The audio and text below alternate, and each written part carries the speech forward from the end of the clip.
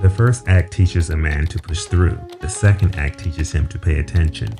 Because for years, many men learn to work tired, lead tired, provide tired, carry pressure tired, and for a while, that endurance feels like strength. But eventually, a man realizes that his body has been keeping score. The sleep he sacrificed, the stress he ignored, the movement he postponed, the recovery he convinced himself he did not need. And at some point, the body stops whispering. That is usually when a man begins to listen. But the inner gentleman should not have to wait until something breaks to become a better steward of himself. Because in the first act, training is often about being noticed. The mirror, the physique, the comparison, the desire to prove something. But in the second act, the meaning changes. A man does not train to be noticed. He trains to remain useful.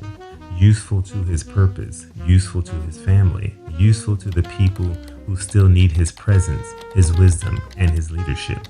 Because strength is not just aesthetic. Health is not vanity. It is stewardship. A man's physical attention eventually touches everything he is responsible for.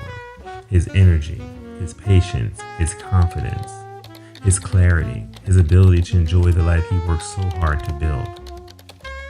The inner gentleman understands this.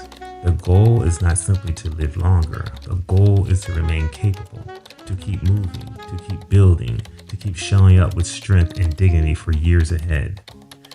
The principle is simple. A man in his second act does not train to be noticed. He trains to remain useful.